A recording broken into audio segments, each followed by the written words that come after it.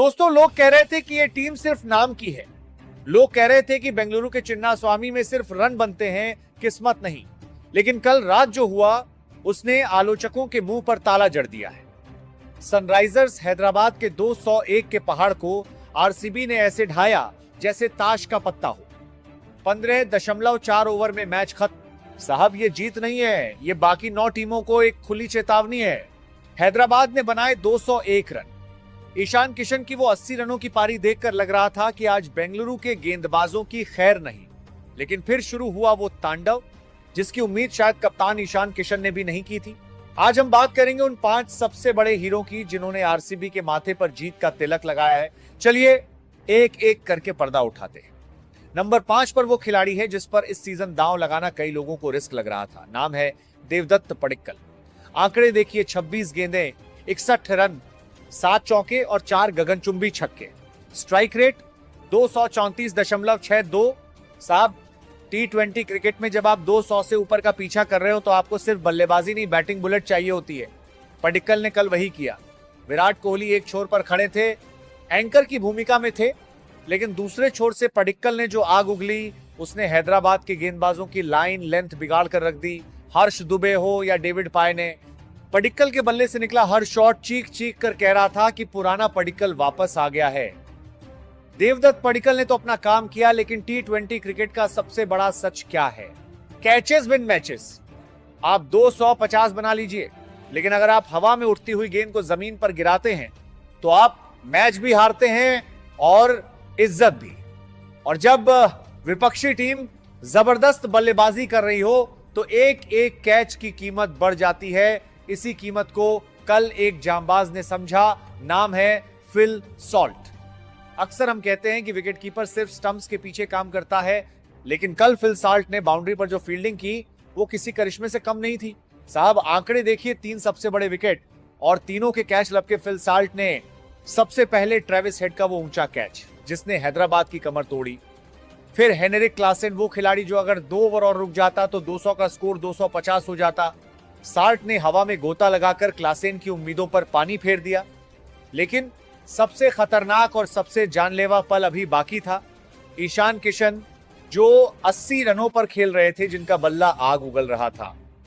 एक गगनचुंबी शॉट, गेंद बाउंड्री के पार जा रही थी, लेकिन वहां तैनात थे फिल सॉल्ट। वो कैच नहीं था, वो मैच का टर्निंग पॉइंट था। अगर वो कैच छूट जाता तो शायद आज आप जीत का जश्न नहीं मना रहे होते। सॉल्ट ने साबित कर दिया कि फील्डिंग में सॉल्ट नमक की तरह होना चाहिए। दिखे या ना दिखे, उसके बिना जीत का स्वाद अधूरा है। गुरु बल्लेबाजों ने रन बनाए, फील्डरों ने कैच पकड़े, लेकिन साहब, क्रिकेट में एक पुरानी कहावत है, बल्लेबाज आपको मैच जिताते हैं लेकिन गेंदबाज आपको टूर्नामेंट जिताते हैं। और कल रात चिन्नास्वामी की उस सपाट पिच पर जहां गेंद बाउंड्री के बाहर जाने के लिए बेताब थी, वहां एक कैरेबियाई तूफान उठा। नाम है रोमारियो शेफर्ड। आंकड़े देखिए और गौर फरमाइए, 4 ओवर 54 रन और 3 बेहद कीमती विकेट। आप कहेंगे 54 रन?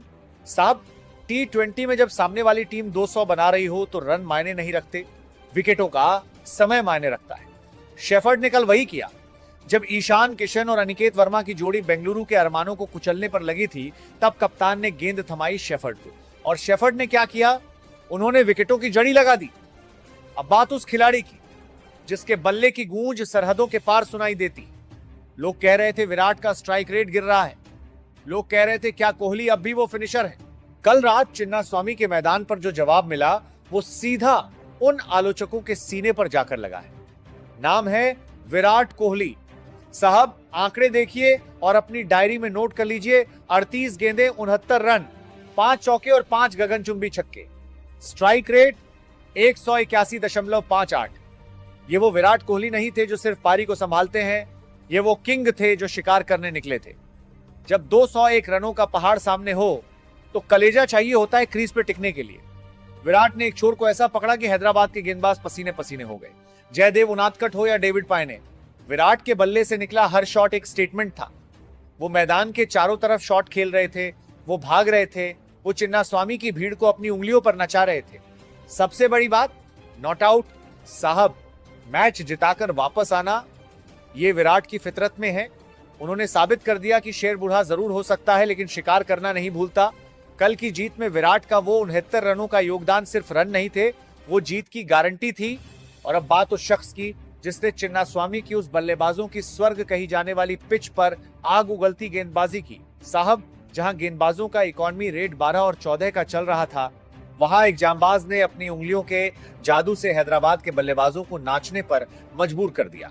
नाम है जैकब डफी। आंकड़े सुनिए और अपनी कुर्सी की पेटी बांध लीजिए।